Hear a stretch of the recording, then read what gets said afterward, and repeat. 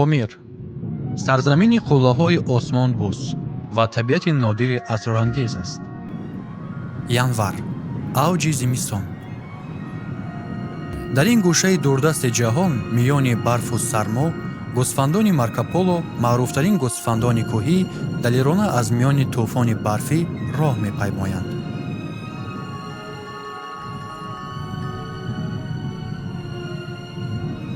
ин ҷо боми ҷаҳон аст. дар баландии тақрибан 4000 метр аз сатҳи баҳр ҷойгир буда, яке аз баландтарин ва дастнорастарин минтақаҳои рӯи замин ба шумор меравад. имрӯз Помир на танҳо мавзеи омӯзиши илмӣ, балки яке аз самтҳои ҷолибтарини сайёҳии кӯҳӣ ва экотуризм ба шумор меравад. қуллаҳои осмонбӯс, пиряхҳои азим, роҳҳои баландкӯҳ, фарҳанги нодири мардумони маҳаллӣ ва эҳсоси воқеии канори дунё будан ҳазорон сайёҳ ва кӯҳнавардонро аз гӯшаву канори ҷаҳон ба ин ҷо мекашад.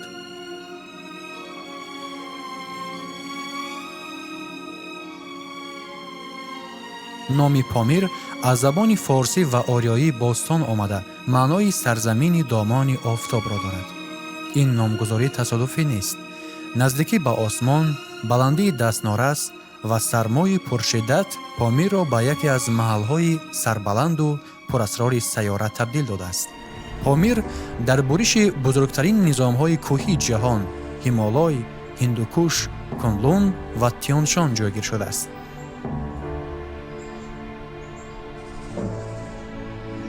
ин ҷо ҷанубу ғарби Помир яке аз минтақаҳои камсукунат ва камдастрастарин дар ҷаҳон аст. баландии миёнаи қаторкӯҳҳои Помир тақрибан 4000 метр аз сатҳи баҳр буда, бисёр қуллаҳо то 6000 метр ва бештар аз он то ба 7495 метр аз сатҳи баҳр мерасанд. қуллаҳо бо барфҳои доимӣ ва пиряхҳо пӯшида шуданд. баҳор дар ин ҷо танҳо дар моҳи июн фаро мерасад. бо расидани гармии офтоб пиряхҳо об шуда, обҳо аз нишебии кӯҳу пиряхҳо ҷорӣ мешаванд. аз пиряхҳои бузурги Помир аз ҷумла пиряхи маъруфи Фетченко, ки имрӯз бо номи Ванҷах шинохта мешавад, ҳазорҳо ҷӯйбору дарёҳо сарчашма мегиранд. ин пирях яке аз бузургтарин пиряхҳои қитъавии ҷаҳон ба ҳисоб меравад ва барои муҳаққиқон, сайёҳон ва кӯҳнавардон аҳамияти бузург дорад. дар Помир дарахт қариб вуҷуд надорад.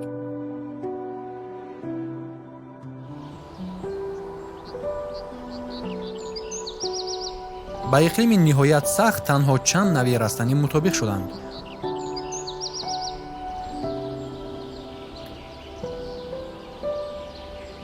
онҳо пасту ба замин часпиданд, то аз шамолҳои шадид эмин бошанд.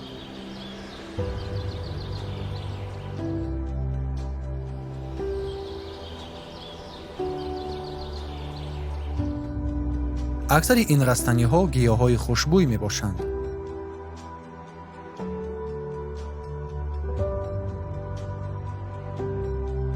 машҳуртарини онҳо терескен аст.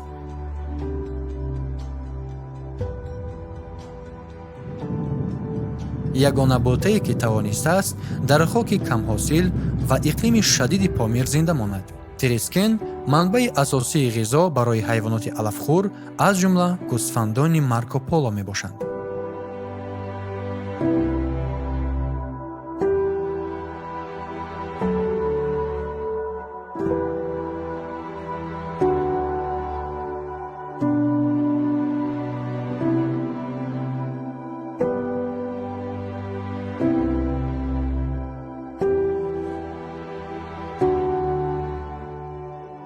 моҳи август, водии Вахон.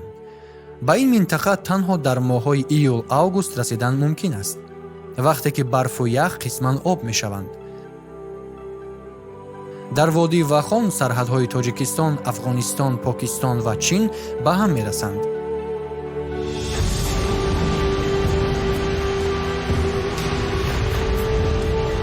ин гузаргоҳи нодир танҳо дар муддати кӯтоҳи тобистон дастрас аст, вале ҳатто дар ин фасл ҳам роҳ чандон осон нест.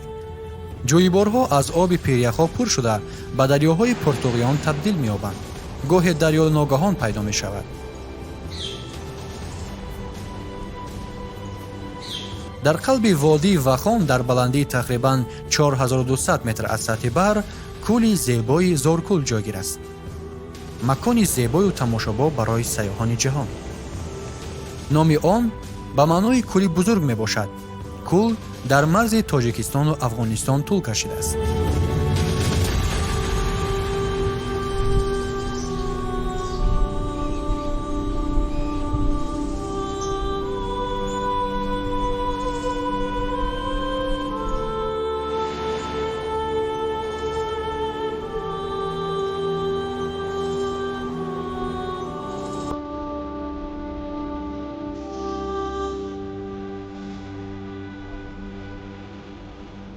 дар қисми болоии Зоркӯл чанд кӯли хурд мавҷуд аст.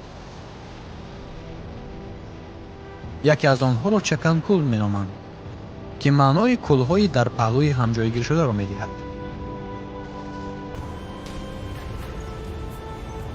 оби ин кӯлҳо, ки аз обшавии пиряхҳо ба вуҷуд омаданд, ниҳоят соф, шаффоф ва хеле сарданд.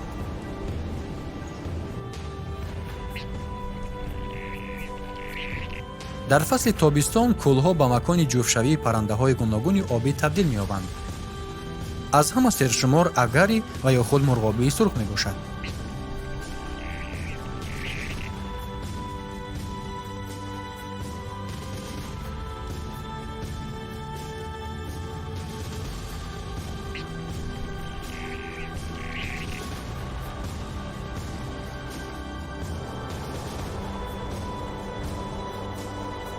дар минтақаҳои душворгузару дастнораси атрофи кӯлҳо ҳайвоноти ваҳшӣ озодона зиндагӣ мекунанд. ин ҷо макони зисти яке аз рамзҳои асосии табиати Помир – бабри барфӣ мебошад. бабри барфӣ намунаи равшани мутобиқшавии ҳайвонот ба иқлими шадиди баландкӯҳ аст. онҳо дар минтақаҳои сардтарин ва баландтарини Осиёи марказӣ зиндагӣ мекунанд. шумораи бабри барфӣ хеле маҳдуд буда, онҳо ниҳоят пинҳонкор ҳастанд. дидани онҳо бисёр кам насиб мегардад, барои ҳамин онҳоро шабаҳи кӯҳҳо меноманд.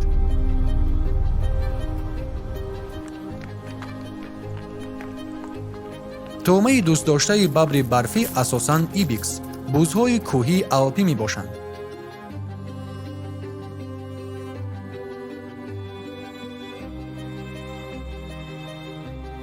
ин ҷо на танҳо боми ҷаҳон, балки макони эҳсоси аслии озодӣ ва пайванди инсон бо табиат аст.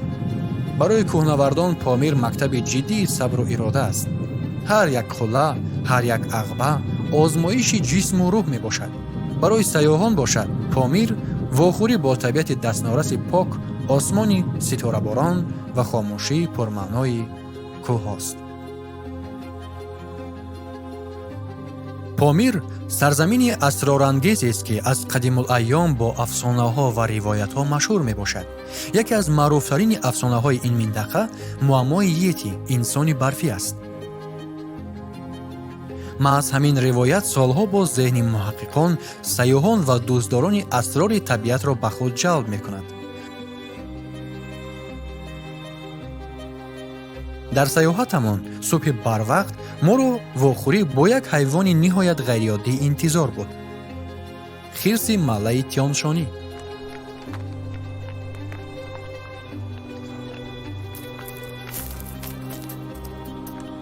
ин хирсҳо дар минтақаҳои баландкӯҳи Помир ва Тибет сукунат доранд.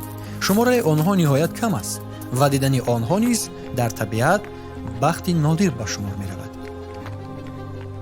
осори ҳузури ин хирсҳоро ҳатто дар наздикии қуллаҳои кӯҳӣ дар баландии бештар аз 5000 метр аз сатҳи баҳр низ мушоҳида намудан мумкин. ҷолиб он аст, ки изи пой ва ҳатто нишонагузории онҳо ба инсон бисёр шабоҳат доранд. маҳз ҳамин монандӣ ба баъзе муҳаққиқону сайёҳон асос додааст, ки гумон кунанд афсонаи Йети шояд ба воқеият наздик бошад. вале инсони барфии ривоятӣ дар асл ҳамин хирси маллаи тионшонист.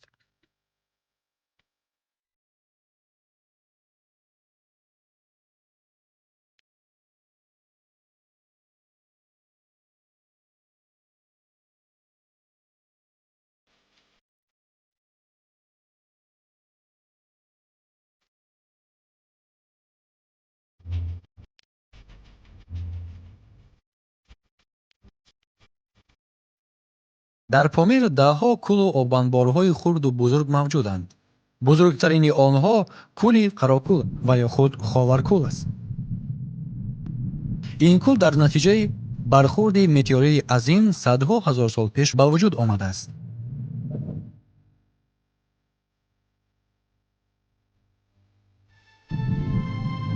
Ховаркӯл дар баландии тақрибан 4000 метр аз сатҳи баҳр ҷойгир буда, то 200 метр чӯбхӯрӣ дорад ва қаърашро дида намешавад. обаш торик аст ва ҳангоми вазидани шамолҳои тунд лои қаъраш боло шуда, кӯл боз ҳам сиёҳтар менамояд.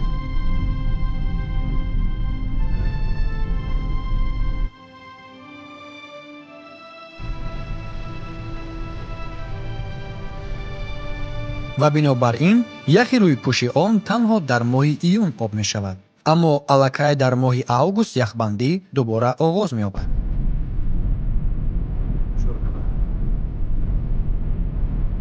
кӯл дар марзи Тоҷикистону Чин дар шарқи Помир ҷойгир аст ва масоҳаташ ҳатто аз пойтахти Тоҷикистон шаҳри Душанбе ҳам бештар мебошад.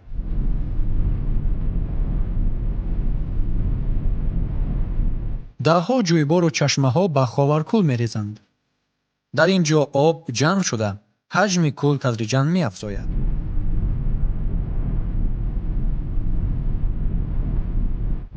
бо вуҷуди ин, дар Ховаркӯл қариб ки моҳӣ зиндагӣ намекунад, зеро оби он хеле шӯр аст. яке аз зеботарин кӯлҳои Осиёи Марказӣ маҳсуб меёбад. ба шарофати фаровонии об соҳилҳои кӯлро растаниҳои сарсабзу зебо иҳота карданд. ин маконҳо дар гузашта яке аз маҳалҳои зисти аввалин инсонҳо дар Помир будааст. ҳамин тавр Ховаркӯл яке аз зеботарин кӯлҳои Осиёи Марказӣ маҳсуб меёбад. ва аммо бинобар роҳҳои душворгузар ва тобистони кӯтоҳи Помир, он ҳанӯз ҳам камбинандатарин макон барои сайёҳон боқӣ мондааст. ин маҳз ҳамон ҷиҳатест, ки Қарокӯлро барои дӯстдорони табиати дастнорас ва барои аксбардории табиӣ ҷолиб мегардонад.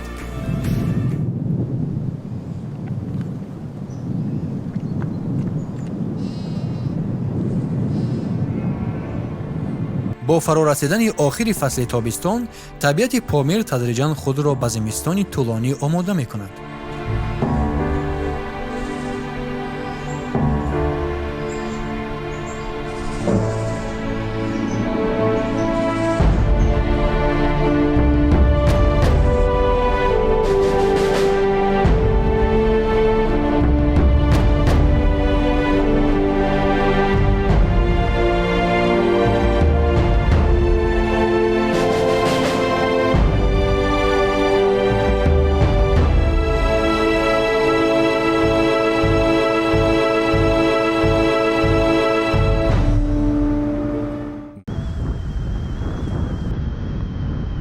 осиёи марказӣ минтақаест асосан хушк бо биёбонҳо ва чарогоҳҳои камоб.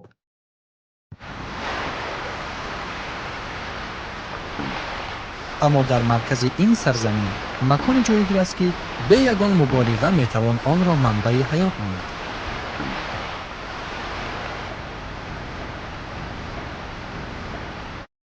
ин аст, ки Помир бузургтарин ва баландтарин низоми кӯҳии Осиёи Марказӣ буда, ҳамчун манбаи асосии оби минтақа шинохта мешавад.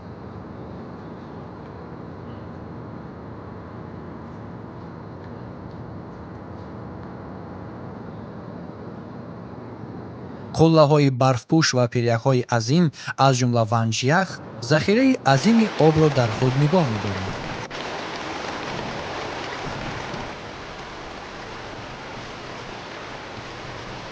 тобистони кӯҳӣ дар Помир асосан ба моҳҳои июл-август рост меояд. маҳз дар ҳамин давра пиряхҳо бештар об мешаванд.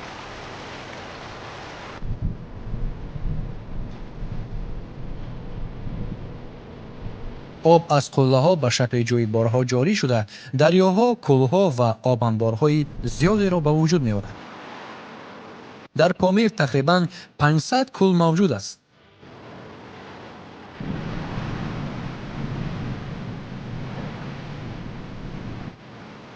аммо аксари онҳо бинобар сатҳи шӯрии баланд барои ҳаёти обӣ муносиб нестанд.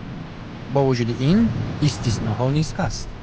яке аз чунин кӯлҳо кӯли булункӯл ва ё худ маздо мебошад, ки дар баландии тақрибан 4000 метр аз сатҳи баҳр ҷойгир аст. 4000 метр аз сатҳи баҳр ҷойгир аст.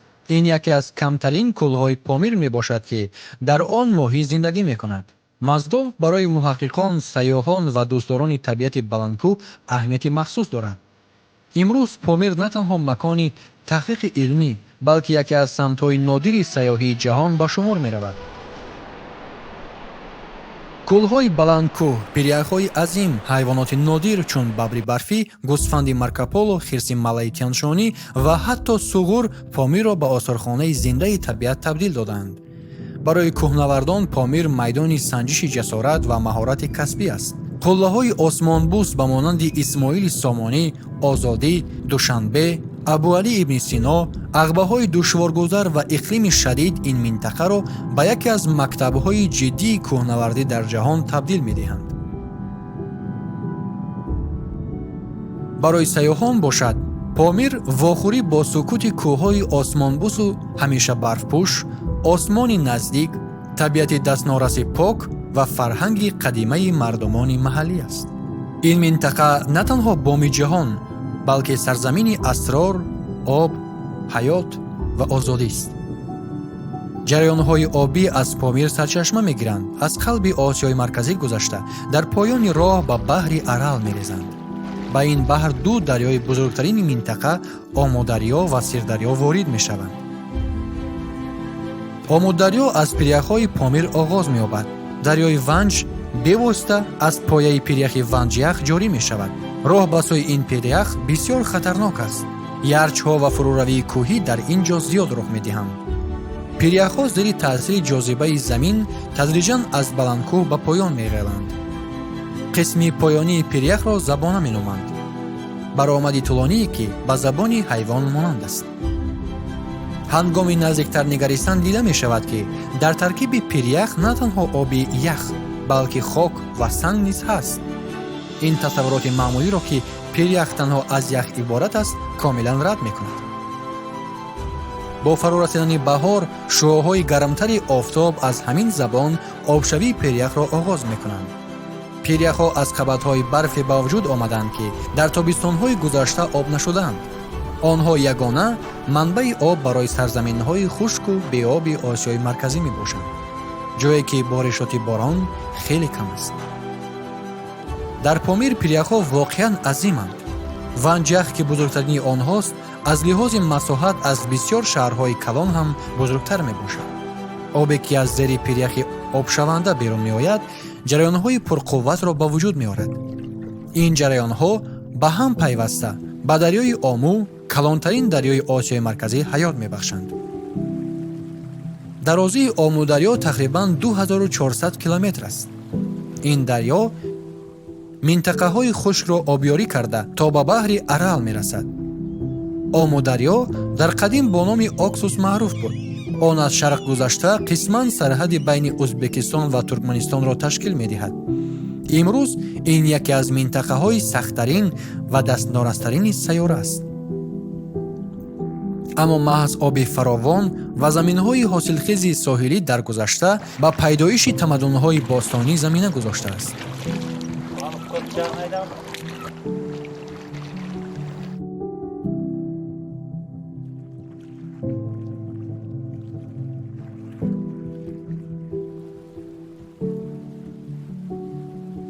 тасаввур кардан душвор аст баҳри арал, ки замони чорумин кӯли калонтарини ҷаҳон буд, ба биёбон табдил ёфт. имрӯз он 90% оби худро аз даст додааст. баҳри арал офаридаи табиат буд, вале аз таъсири инсон нобуд гардид. бо вуҷуди ин, то замоне ки помир ва тионшон вуҷуд доранд, умеде ҳаст, ки рӯзе арал дубора зинда мешавад.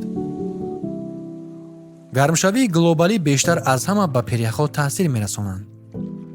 дар 40 соли охир пиряхи ванҷах тадриҷан об шуда поён фаромадааст. ҳангоми обшавии шадид хатари селу обхезиҳо меафзояд. тибқи пешгӯиҳо то соли 2050 ҳаҷми пиряхҳо то 45% кам хоҳанд шуд. водии бартанг тӯлонитарин ва яке аз хатарноктарин водиҳои Помир аст. бесабаб нест ки номи он роҳи тангу хатарнок маънӣ дод мешавад.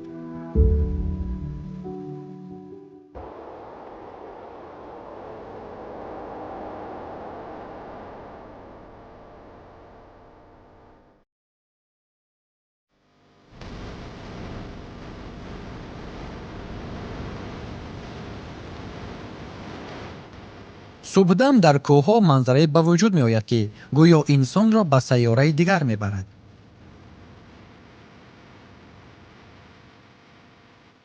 бо вуҷуди ин маълум аст, ки ҳазорон сол пеш дар ин ҷо одамон зиндагӣ мекарданд. инро петроглифҳо, нақшҳои рӯи санд исбот мекунанд. қадимтарини онҳо ба давраи биринҷӣ тааллуқ доранд ва аксаран барои барори шикор кандакорӣ шуданд. петроглифҳои Помир, Тиёншон ва Олтой ба ҳам хеле монанданд. ин гувоҳи он аст, ки дар гузашта тарзи зиндагии мардумони баландкӯҳи Осиё ба ҳам хеле шабоҳати зиёд доштааст. ягона роҳи асосӣ аз миёни Помир шоҳроҳи Помир мебошад. ин роҳ пойтахти Тоҷикистон шаҳри Душанберо бо Ош, дуввумин шаҳри бузурги Қирғизистон мепайвандад. қисми зиёди роҳ дар баландии 4-5 ҳазор метр аз сатҳи баҳр ҷойгир буда, яке аз баландтарин роҳҳои ҷаҳон аст ва мудом дуздорони сайёҳатҳои автомобилгардӣ ва мотосаёҳиро ба худ ҷалб мекунад.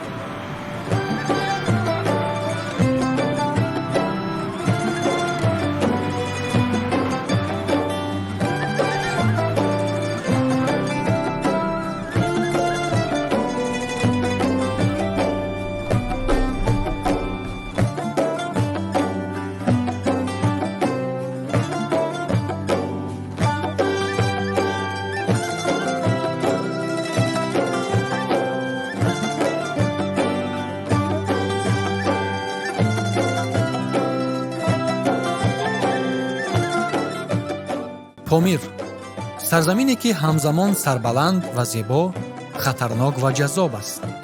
барои сайёҳон макони оромиш ва кашфиёт, барои кӯҳнавардон озмоиши ирода, фатҳи қулла ва барои башарият манбаи ҳаёт.